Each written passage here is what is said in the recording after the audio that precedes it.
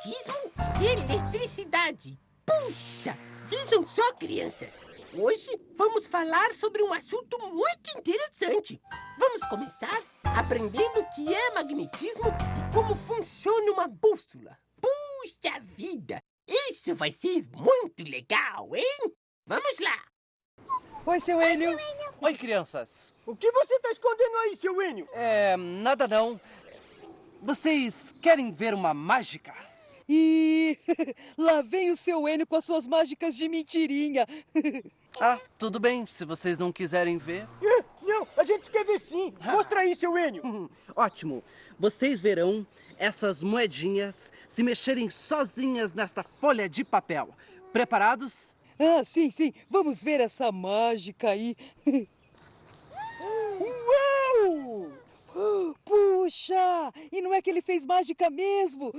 Como é que você faz isso, seu Enio? Ah, um mágico nunca deve contar os seus segredos. Tá bom. Já tá na hora da aula mesmo. A gente pergunta pro professor Rodrigo. Ele sempre explica, né? É que, na verdade, não é bem uma mágica. Eu sabia que era mágica de mentirinha. Eu estava brincando com ímã. Pergunte ao professor Rodrigo. Ele explicará meu truque com o ímã. Ele vai explicar como os ímãs funcionam. Vamos então, pessoal. Vamos logo perguntar pra ele, Cauã. Tá bom. Tchau, Isso. seu Enio. Tchau, crianças. Tchau, seu Enio. Tchau, tchau. Oi, Cauã. Oi, meninos. Vocês chegaram bem na hora, hein? Que bom. Mas antes de começar a aula, professor, a gente pode fazer uma pergunta? Claro, Cauã. É que o seu Enio mostrou pra gente que dá pra fazer uma moeda se mexer em cima de uma folha de papel. E ele estava usando um ímã, professor. E como funciona um ímã, hein? Bom, Caju, vamos falar então sobre magnetismo. É a propriedade que certos materiais, nesse caso os ímãs, possuem de exercer atração sobre outros, como o ferro e o níquel. Professor, mas a gente pode fabricar o ímã? Sim, Eurico. Ah, Existe um minério chamado magnetita que tem a propriedade de atrair outros objetos que possuam ferro, mesmo que eles estejam um pouco longe deles. A magnetita é um ímã natural. Porém, existem outros materiais que têm a mesma propriedade da magnetita. Dizemos que eles são ferromagnéticos e que eles atraem corpos ferrosos. Com esses materiais é que são fabricados os ímãs. Prof, eu ouvi falar em eletroímã. O que é isso? O eletroímã é um tipo de ímã que se pode fabricar com cobre, que não é um material ferromagnético, desde que em volta dele esteja circulando uma corrente elétrica. O ser humano também é capaz de produzir ímãs artificiais. artificiais, naturais. Bom isso. Olhem só. Existe em volta do ímã uma região chamada de campo magnético, que é onde a ação do ímã pode ser verificada.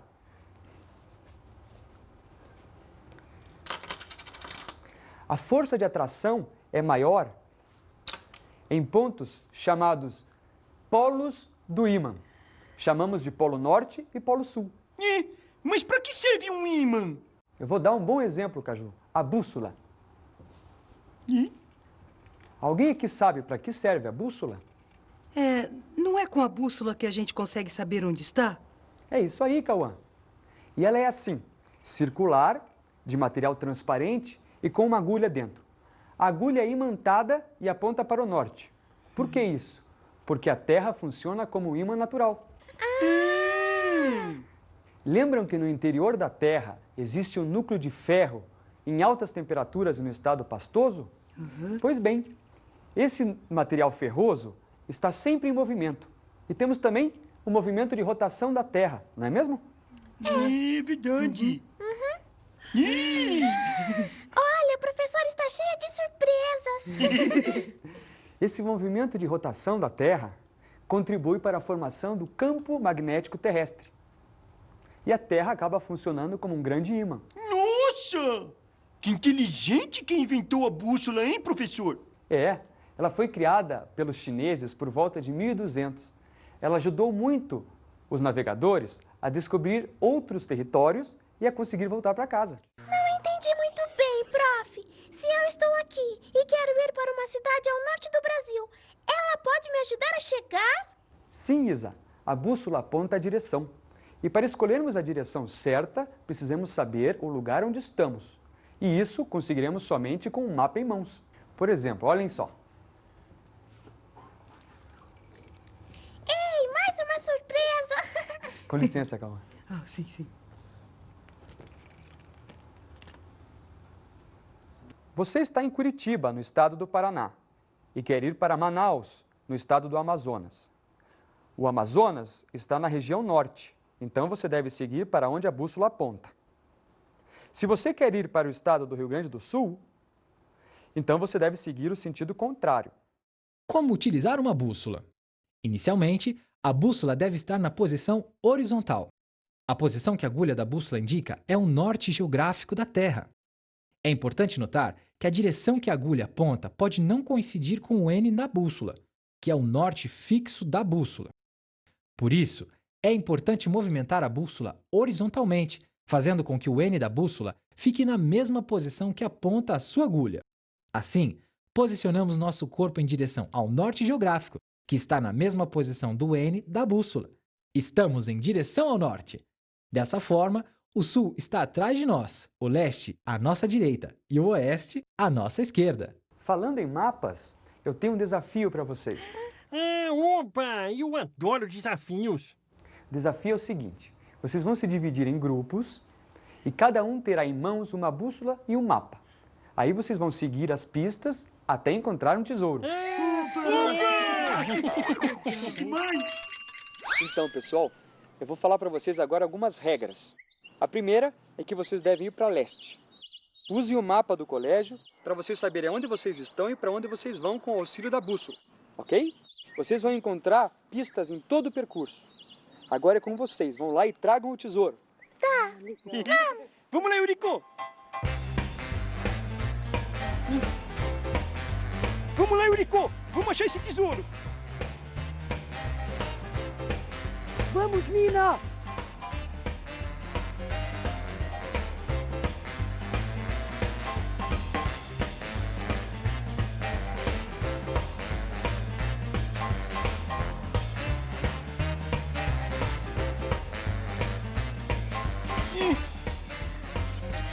E onde fica o leste, hein?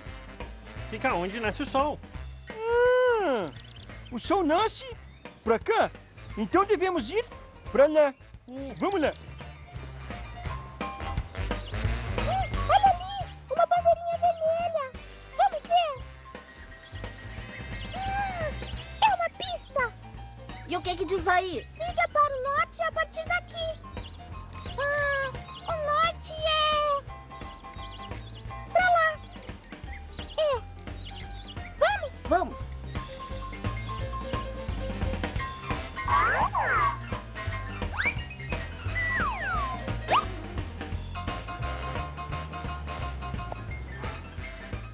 Acho que é aqui, Caju. Será, Eurico? Ah, claro. Essa bandeira tem a cor diferente. Mas cadê o tesouro? Deve estar por aqui. Vamos procurar? Vamos. Vamos lá, então. Vamos pra lá. Olha só, um baú! Vamos ver o que tem aqui dentro! Vamos, que legal! Olha, tem uma mensagem. Está escrito que nós devemos seguir para o laboratório. Quanto mistério! Vamos lá, vamos lá!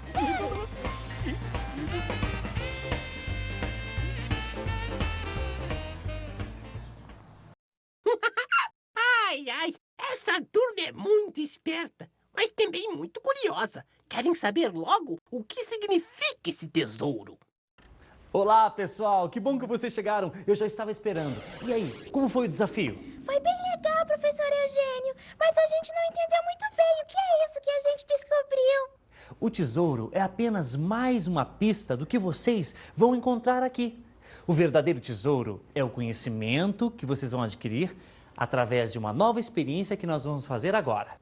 Oba, que legal! Vamos começar a experiência, então? Vamos! Legal. Essa experiência é sobre a eletrização dos corpos. Eletrização dos corpos? Sim, Isa. Vamos à experiência para entender melhor o que é a eletrização. Como vocês podem ver, tem um pente de plástico, uma flanela e vários pedacinhos de papel picado. E o que a gente vai fazer com tudo isso, professor?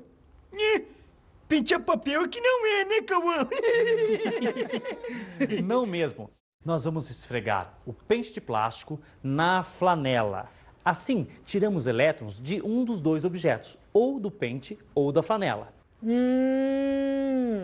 Depende qual deles precisa mais ou menos de elétrons. Quem ganha elétrons fica eletrizado negativamente. E quem doa, isso é, quem cede elétrons, fica eletrizado positivamente, mas os dois ficam eletrizados. Em seguida, vamos aproximar o pente aos pedacinhos de papel. Vejam só o que vai acontecer. Uau! Como aconteceu isso? Olha! Andou estudando mágica com seu Enio, professor? Não, Então como o pente fez pro papel grudar? é simples. Quando eu esfreguei o pente na flanela, o pente ficou eletrizado, sobrando ou faltando cargas elétricas negativas. Isso lhe conferiu a capacidade de atrair objetos leves, como esses pedacinhos de papel, ou até mesmo fios de cabelo. Que legal, professor Eugênio! Dá até pra criar um novo penteado arrepiado, igual ao do professor. Ai, ai, ai. Falando em eletricidade, vamos falar sobre energia elétrica.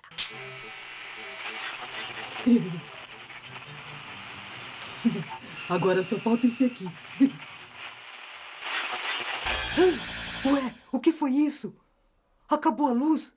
Tá tudo escuro. Será que é só aqui em casa? Mas o que será que aconteceu? Logo agora que eu tenho que preparar meu material para ir para a escola. Ai, ai, ai. Bom, eu acho que o caminho é por aqui. Ai! É verdade, né, Gabriel? Oi, crianças. Oi, professor! Eu tenho uma novidade para vocês. O tema que nós vamos falar é sobre energia elétrica e teremos um profissional da engenharia elétrica aqui em sala depois do intervalo. Opa! Que legal! E a gente vai conversar com ele sobre a energia elétrica. Vocês sabem o que é? Bom, deve ser a luz que faltou hoje lá em casa. Bom, Cauã, a luz que vem da lâmpada só existe porque a energia elétrica que vem pelo fio, quando chega na lâmpada, vira energia luminosa. O que deve ter acontecido na sua casa é que pode ter faltado energia elétrica. E você só percebeu porque a luz apagou. Ah, tá. E a energia que chega na sua casa é a energia elétrica. Na verdade, ela é a capacidade que os elétrons têm de realizar o trabalho. E dos elétrons veio o nome eletricidade. E de onde veio o nome elétrons? Ah, essa é uma ótima história. Tales de Mileto era um filósofo e matemático grego. Nasceu em uma cidade chamada Mileto e observou que, se esfregasse lã num pedaço de âmbar, o âmbar atraía folhas, palha e materiais leves. Mas o que é âmbar, professor? Âmbar é uma resina que é produzida por uma árvore e que solidifica depois que sai da árvore. Ele fica parecendo um pedaço de plástico alaranjado e transparente. Os gregos chamavam âmbar de elétron. Em português chamamos de elétron. Então, a energia elétrica recebeu esse nome. Vamos para um intervalo agora? Depois eu tenho uma surpresa para vocês. Que legal! Oi, crianças. Oi, professor! Esse é o nosso convidado João Silva, engenheiro eletricista. Olá. Olá! Ele vai falar um pouco para vocês sobre como a energia elétrica chega na nossa casa. Tá.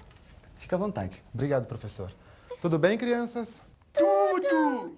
Bem, meu nome é João e eu trabalho em uma usina hidrelétrica. Na verdade, eu sou engenheiro eletricista e eu vim aqui conversar com vocês sobre como a energia elétrica chega em nossas casas.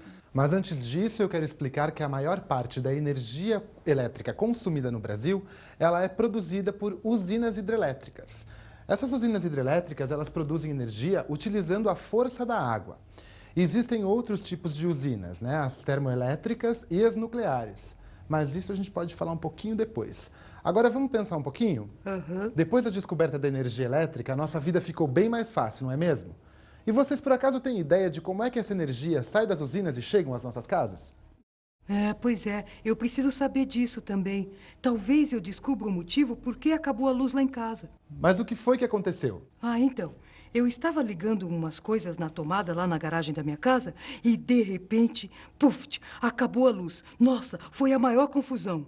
Bem, não foi a luz que acabou. Antes de acabar a luz, o que acabou foi a energia elétrica. Pelo jeito, o que pode ter acontecido é uma sobrecarga na energia, utilizar muitos aparelhos ligados ao mesmo tempo, ou então ter acabado a energia na rua toda. Aí é uma falha na distribuição da energia elétrica.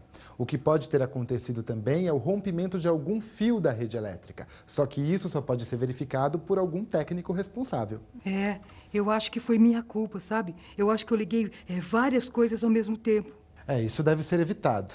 Mas agora vamos ver como é feita essa distribuição da energia elétrica.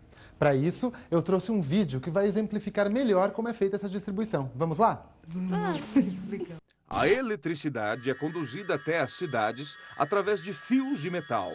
Eles seguem quilômetros e quilômetros até chegar às casas. O fio segue por dentro das paredes da casa e chega a uma tomada. E para fazermos funcionar o aparelho elétrico, é preciso plugar o fio do aparelho na tomada. E a energia elétrica flui através do fio. Vamos continuar? Vamos. O movimento de cargas elétricas que ocorre entre dois fios é chamado de corrente elétrica. O caminho que a corrente elétrica percorre é chamado de circuito elétrico. Um circuito elétrico é um caminho fechado por onde passa a corrente elétrica. Se esse caminho estiver aberto, a corrente não passa. Em sua casa, quem abre ou fecha o circuito elétrico é o interruptor. E como é que as usinas geram a energia? Bem, cada usina usa uma fonte de energia diferente. Vamos voltar ao vídeo agora para ver como funciona a hidrelétrica Itaipu. Legal. As usinas hidrelétricas são as grandes geradoras de energia elétrica no Brasil. A usina emprega a força da água represada para a produção de energia. A força da água faz movimentar turbinas ligadas a um gerador de energia. A transformação de energia, neste caso, é de energia potencial da água na represa em energia cinética, quando está em movimento na queda d'água, e depois em energia elétrica. E essas usinas poluem o ambiente? Olha só, é uma boa pergunta. Qualquer usina pode causar algum tipo de problema ao meio ambiente. A verdade é que todos nós precisamos dessa energia em nossa vida diária. Então, o melhor mesmo seria escolher e analisar como obter essa energia em cada região. Nas usinas hidrelétricas, obtém-se energia sem poluição, pois elas utilizam a água. Porém, causam degradação ao meio ambiente devido à necessidade de grandes alagamentos nos locais das barragens. Por outro lado, as usinas termoelétricas poluem. E vocês sabem como elas geram energia? Termo. Puxa, não entendi. Vamos descobrir? Vou ligar o vídeo então, tá? Legal. Usinas termoelétricas funcionam por meio do calor obtido da queima de combustíveis como o carvão mineral, o petróleo e derivados, gás natural, madeira. Nelas, as turbinas são movimentadas por vapor d'água e alta pressão, que é obtido através do aquecimento de água em caldeiras. Mas o que é caldeira? Imagine uma panela onde se aquece água e ela ferve. Começa a sair vapor, certo? Certo. Simplificando bastante, a caldeira é uma panela enorme fechada com água muito aquecida que gera vapor. Esse vapor sai da caldeira com muita força e vai movimentar as turbinas. Aí então gera-se a eletricidade. Para aquecer essa água, usa-se a queima de combustíveis. Vou continuar o vídeo, tudo bem? Vamos lá. Outro tipo de usina são as usinas nucleares, que usam reatores nucleares. A energia elétrica que produzem é obtida utilizando um tipo especial de minerais, os minerais radioativos. Mas tem pessoas que dizem que elas são perigosas e podem poluir muito o ambiente. É verdade, mas vamos ver como é o seu funcionamento. O nome nuclear vem da fonte de energia que é o núcleo, ou seja, o centro do átomo. E o que é o átomo? O átomo é muitíssimo pequeno e compõe a matéria. Já ocorreram vários acidentes nessas usinas nucleares e algumas pessoas não concordam com o uso da energia nuclear. Puxa, mas o que aconteceu? Os resíduos, ou melhor, o lixo atômico, são um grave problema. Por isso, eles devem ser armazenados em um local bem seguro para não haver contaminação, nem com o meio ambiente e muito menos com os seres vivos. Mas esses acidentes às vezes acontecem. Mas existe algum meio de produzir energia sem poluir o meio ambiente? Sim, existem algumas tecnologias chamadas tecnologias limpas, mas elas precisam ainda de estudo e desenvolvimento. São as tecnologias solar e eólica. A energia solar significa a energia da radiação solar que é convertida em energia elétrica. E a energia eólica é a energia obtida através do vento e transformada também em energia elétrica. Elas vêm sendo usadas cada vez mais, embora a participação global ainda seja muito pequena. Nossa, que interessante. Então, crianças, gostaram? Sim! Muito legal! Como é complicado o processo todo, né? É verdade, Caju. A energia elétrica que chega em casa não é tão fácil de ser obtida. Dá bastante trabalho. Mas vamos ficar por aqui hoje. Muito obrigado pela sua contribuição. Nós de quê, professor? Obrigado pelo convite. É isso aí, crianças. Até amanhã. Tchau, crianças. Tchau, professor. Olha só, olha só. E por falar em energia elétrica, a Mãe Terra vem aí com algumas dicas. A aula hoje é sobre energia elétrica. Temos uma ótima oportunidade de conhecer alguns cuidados com a energia elétrica. Ah, mas o que eu estou vendo? Subir no poste. Mas o que é isso? Subir no poste para pegar uma pipa. O contato com o fio pode dar um choque. Os choques não causam apenas desconforto, mas podem até machucar a pessoa. E o que será que tem que fazer para mudar a chave do chuveiro? Tem que desligar o chuveiro antes de mudar a chave, viu? Além disso tudo, que tal dar uma boa olhada dentro de casa para ver se não há nenhum fio desencapado, se não há muitos aparelhos ligados a uma só tomada, correndo risco de incêndio, hein? E no caso de uma tempestade, o que fazer? Correr para a casa para se proteger da tempestade. É muito perigoso ficar próximo das árvores. Pessoal, temos contato o tempo inteiro com a energia elétrica. Por isso, evite acidentes e tenha alguns cuidados. Ah, dá muito trabalho para obter energia elétrica, portanto, não desperdice. Até a próxima! Trovões! Raios! Tempestade à vista! Protejam-se! Olá, crianças. Oi, professor. Eu tenho um vídeo sobre raios e trovões. Vamos ver? Eu tenho medo de trovões. Não se preocupa não, Isa.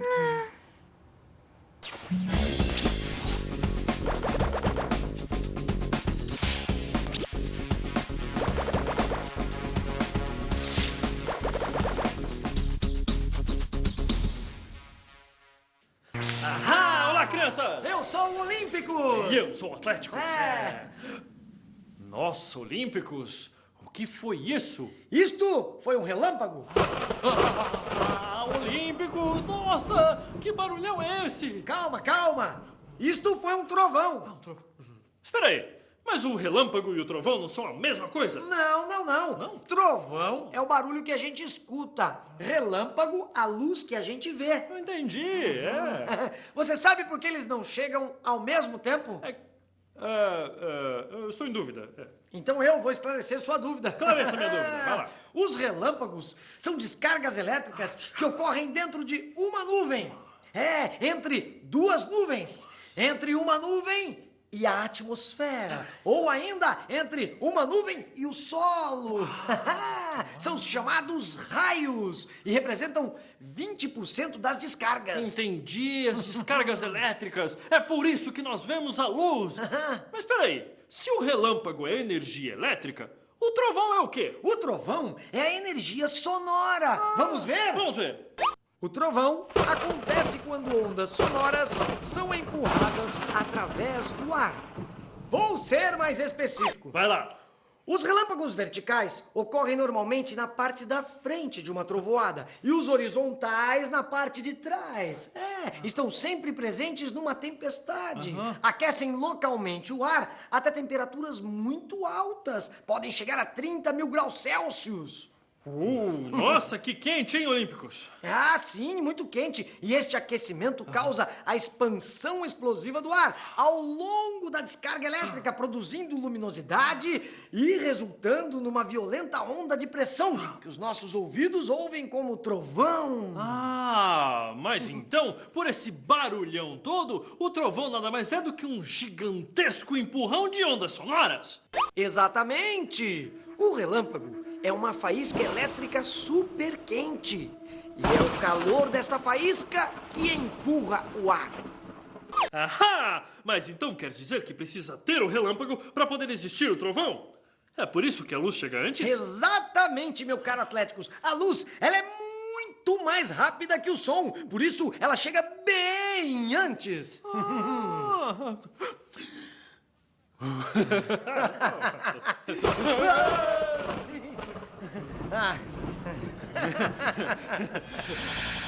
Ai, ai, ai, acabou a luz, Olímpicos. Acabou a energia elétrica, Atléticos. E sem ela, ficamos sem luz. E agora? O que a gente vai fazer? Ai. Eu tenho uma lanterna. Oh, a luz voltou. Ai, que bom, né? Ei, Atléticos, eu estava pensando aqui nesta escuridão, como é que a pilha funciona sem energia elétrica? Excelente pergunta, Olímpicos. A pilha é uma maneira inventada pelo ser humano para gerar energia elétrica. Ah, sim, claro. Mas como é que a pilha consegue fazer a lanterna funcionar? É muito simples. As pilhas e baterias conseguem produzir energia elétrica pela reação de substâncias químicas que há dentro delas. Vamos ver? Vamos. As pilhas têm dois polos, um positivo e o outro negativo. Unindo os polos com um condutor, estabelece-se uma corrente elétrica. Como assim? Existem fios de metal recobertos de plástico que são condutores de eletricidade e eles podem ser usados para fazer um circuito com a pilha para acender a lâmpada. Ah, interessante, mas quanto trabalho, hein? Desculpa. Ai, que legal! Eles também têm medo de trovões. São muito engraçados. Professor, a minha mãe sempre fala que quando tem raio, a gente não pode ficar embaixo de árvores. É verdade? É sim, Cauã. A gente tem que tomar alguns cuidados, como, por exemplo, não ficar em áreas abertas, como as praias, não ficar embaixo de árvores e instalar para-raios perto das residências. Para-raios? O para-raios é um objeto que se apoia em uma haste de metal, que é um ótimo condutor de eletricidade, e é revestida de um isolante. O objetivo é oferecer para as descargas elétricas, os raios, um caminho para que passem facilmente e não caiam sobre as pessoas. Professor, você falou sobre bons condutores? Era onde eu queria chegar. Nós chamamos de bons condutores os materiais que conduzem facilmente a energia elétrica, como os metais, a água não destilada com sais minerais, o ar úmido, o corpo dos animais.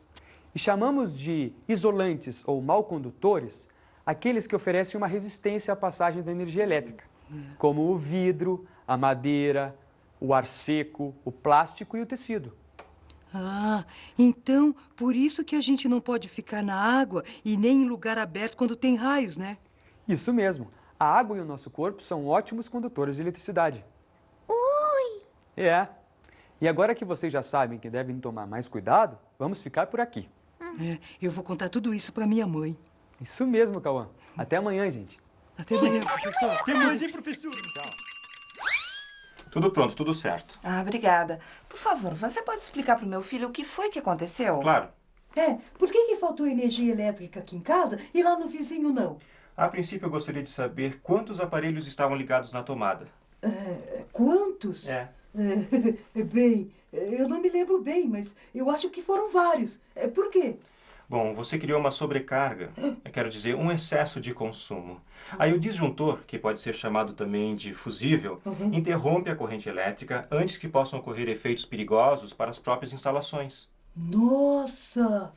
Então, quer dizer que poderia acontecer algo muito grave, né? Poderia, mas esse fusível existe justamente para evitar que isso aconteça. Você precisa ver o que é realmente necessário deixar ligado, para além de evitar acidentes, economizar energia. Puxa, essa é uma boa ideia. Então. Muito obrigado. De nada. Cauã adorou a ideia de poder ajudar na economia da casa. E claro que foi falar com o pessoal. Pois é, pessoal, o eletricista me explicou tudo direitinho. A gente podia fazer uma campanha aqui na escola para ajudar na economia da energia. Que legal! Eu posso saber o que está acontecendo? É claro, dona Dirce. A gente quer fazer uma campanha para economizar energia. Boa ideia! Até porque vocês viram na aula como é difícil obter energia. E além disso, nós podemos ajudar a conservar o meio ambiente. A gente podia criar alguns cartazes com frases, hein? O que vocês acham? Hein? Acho bom. E eu ajudo. Eu ajudo. Legal! Então, mãos na massa. Vamos buscar o material, Isa. Legal. Que boa ideia, né? A gente podia pegar os caminhos e preparar tesouro, todos esses. Aí a gente recorta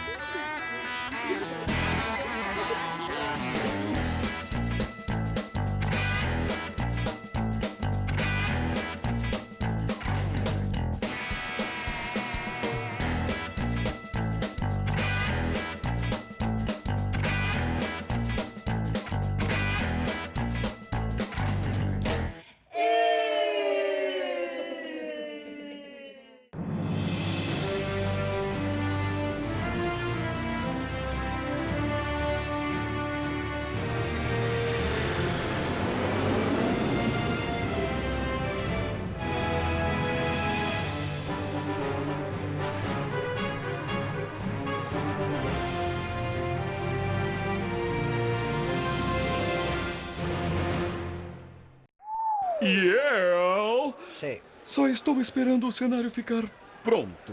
Hoje eu vou gravar um programa sobre uma obra que eu adoro. Incrível mesmo. É verdade. Reinaldo, acabaram de me avisar que o cenário já tá pronto, hein? O diretor quer que você entre no estúdio para que a gente possa testar a luz. Já? Puxa, nem deu tempo de tomar o café. Mas eu também preciso aquecer a minha voz. Até mais tarde, pessoal. Boa sorte, O dever hein? me chama. Até mais, bom programa, hein? Obrigado. Falando em café, eu vou tomar um café agora, hein? Eu também.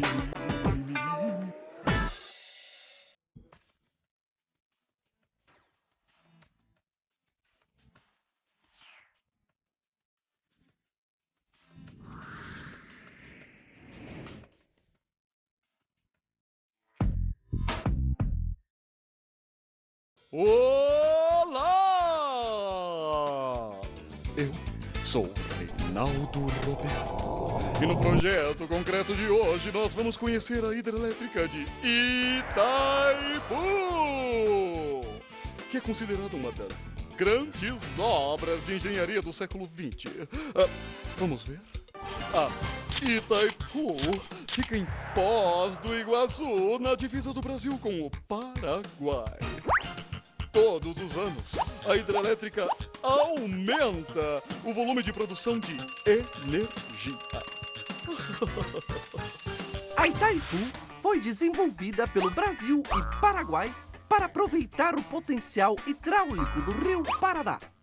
As obras começaram em 1975 e em 1984 a usina começou a produzir energia para os dois países. As obras foram feitas em ritmo acelerado.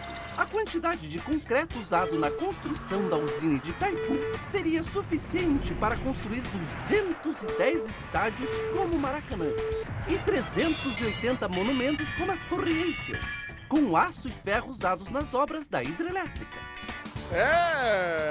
A usina de Itaipu é aberta para a visita de turistas. Sim, além da hidrelétrica, os visitantes também podem conhecer outras atrações dentro do complexo turístico de Itaipu. Eu sou Reinaldo Roberto. E este foi o Projeto Concreto! Até o próximo programa.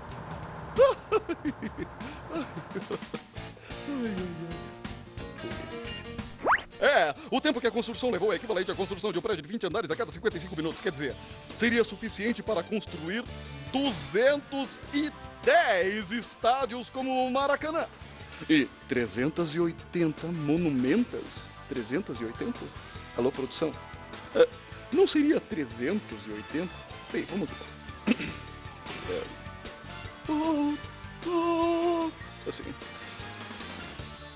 Paulinho, valendo? Paulinho, eu continuo dizendo 380 monumentos?